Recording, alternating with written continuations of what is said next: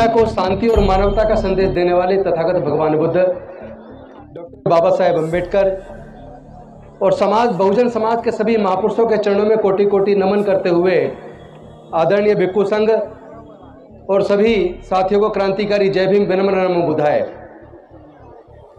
साथियों, समय कम लूंगा।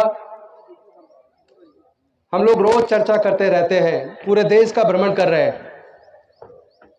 मैं देख रहा हूं कई जगह हमारे अपने ही साथी अपने भाषण में कहते हैं कि हम ईंट का जवाब ईंट से, गोली का जवाब गोली से देंगे। ये लड़ाई औजार हथियार या तलवार की नहीं है, ये लड़ाई विचारधारा की है। वो लोग जो संख्या में केवल 12% हैं, वो अपनी विचारधारा के दम पर, चूंकि उसने जो बाकी के जो 85-88% लोग हैं, उनके मन को भ्रष्ट करके उनको अपनी विचारधारा से जोड़ लिया है। जब 85 या 88% वाली विचारधारा के लोग 12% की विचारधारा के रास्ते पर चल पड़ेंगे और 85% में से केवल 12-15% लोग अपने बुजुर्गों की सांस्कृतिक विरासत में, अपने बुजुर्गों की विचारधारा पर चलेंगे, तो 12 वाले तो हो गए 85 और 85 वाले रह गए 15 या 12। यही कारण है कि 85% पर 15% राज कर रहा है। जो लोग अपने इतिहास को नहीं जानते, वो कभी इतिहास नहीं बना सकते। इतिहास बनाने के लिए इतिहास को जानना होगा। हमें हमारी ताकत किन कारणों से है, अपनी ताकत को भी पहचानना पड़ेगा और हमारी कमजोरियां क्या है, उस कमजोरी को भी पहचानना पड़ेगा। अगर हम अपनी कमजोरियों को पहचान कर कमजोरियों को दूर नहीं करेंगे और जिस चीज में हमारे अंदर ताकत है उसको संचित कर कर और ज्यादा इकट्ठा कर कर मजबूत नहीं करेंगे,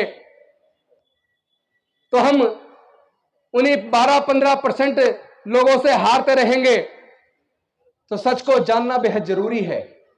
हमारी ताकत क्या है, इसको जानने से पहले यह जानना जरूरी है ऐसे कौन से कारण हैं कि हमारे समाज के लोग लगभग 3-3.5 हजार साल तक गुलाम रहे। मैं समझता हूं इसका कारण एक ही है।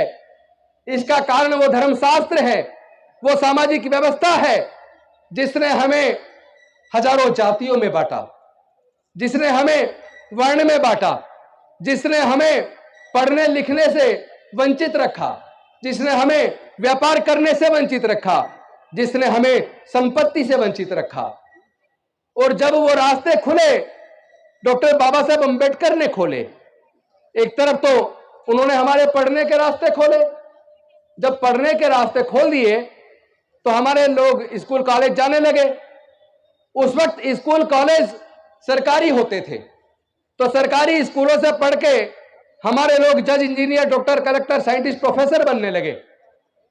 और धीरे धीरे उसका असर यह हुआ कि एक तरफ बाबा साहेब के रिजर्वेशन की वजह से संसद और विधानसभाओं में पहुंचे और दूसरी तरफ उनके द्वारा खोले हुए मार्ग की वजह से पढ़ लिख कर रिजर्वेशन से हम लोग नौकरियों में पहुंचे। तो थोड़ा थोड़ा घर में पैसा आने लगा, थोड़ा थोड़ा आत्मविश्वास आने लगा। और लेकिन इसके बाद असली खेल उसके बाद शुरू हुआ। जिन लोगों ने हजारों साल तक हमें गुलाम बना के रखा, उनको यह तकलीफ पैदा होने लगी कि अगर ये गरीबों के, दलितों के, पिछड़ों के, आदिवासियों के बच्चे इस तरह पढ़ लिख कर जज, engineer, doctor, collector, scientist, professor बनेंगे तो उनके खेतों में, उनकी फैक्ट्रियों में सस्ते मजदूर कहां से आएंगे।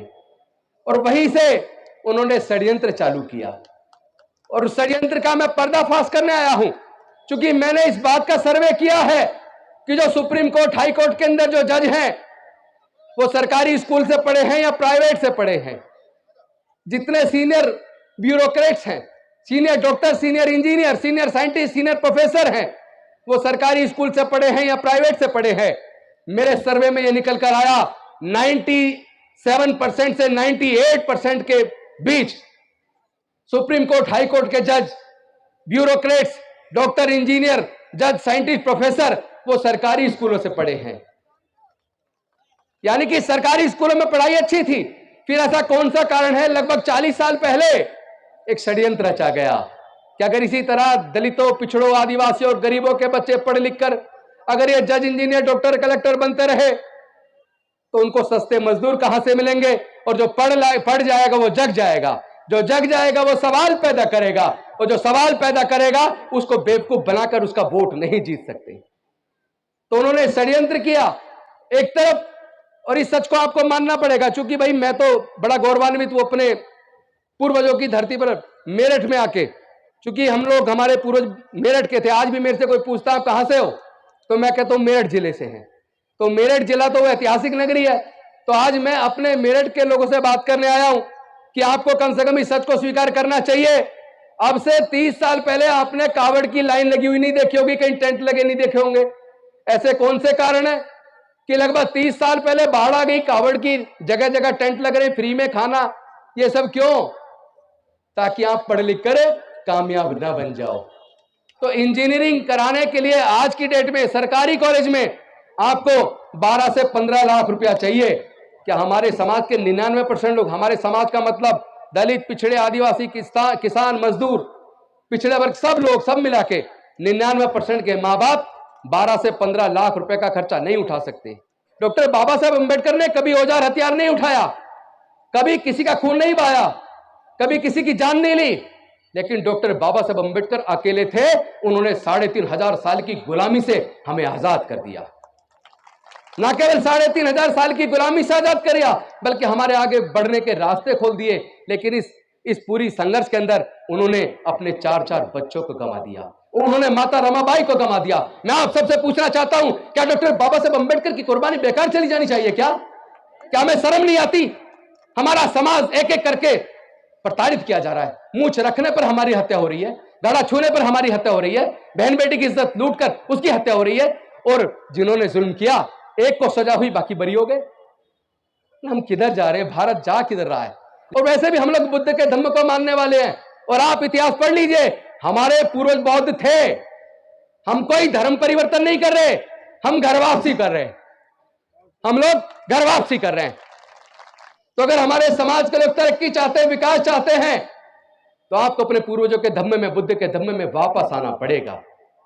मैं धर्म परिवर्तन के खिलाफ हूं, मैं किसी की आस्था को ठेस पहुंचाने के लिए बिल्कुल तैयार नहीं हूं, लेकिन कोई हमारे आस्था को ठेस पहुंचाए वो भी हमें स्वीकार नहीं है। आपस में दलित, पिछड़ा, आदिवासी सब लोग मिलके रोटी बेटी का रिश्ता शुरू करो। और मुझे आपको ये बताते हुए बेहद खुशी में हो रही है, पूरे देश में दलितों, पिछड़ों, आदिवासियों के बीच आपस में खूब शादियां होनी शुरू हो गई हैं। और बाबा साहब के संविधान को रख के, तथागत बुद्ध को और बाबा साहब की मूर्ति को रखकर और संविधान की प्रस्तावना को पढ़ के आज हमारी शादियां हो रही हैं, इंटरकास्ट मैरिज हो रही हैं। अब जो बच्चे पैदा होंगे उनके, वो किस जाति के होंगे? वो बुद्ध होंगे, बौद्ध होंगे, वो बौद्ध होंगे, क्योंकि उन्हें बुद्ध की शरण में आ गए। और बुद्ध और हमारे सम्राट अशोक का जो सपनों का भारत था, उस वक्त म्यांमार से लेकर काबुल, कंधार तक, ईरान तक पूरा भारत बौद्ध में था। जहां भी कहीं खुदाई होती है केवल बुद्ध निकलते हैं, कोई और नहीं निकलता। इस सच को समझ लीजिए। आपकी बुजुर्गों की सांस्कृतिक विरासत बेहद कीमती है। उस विरासत को सजाने, संवारने, संरक्षित करने का समय आ गया है। जाति छोड़ो, समाज जोड़ो। जाति छोड़ो, जाति छोड़ो, जाति छोड़ो। बौद्ध धम्म की क्या पहचान? बौद्ध धम्म की क्या पहचान? जय जय जय जय जय भीम, जय जय जय जय जय भीम।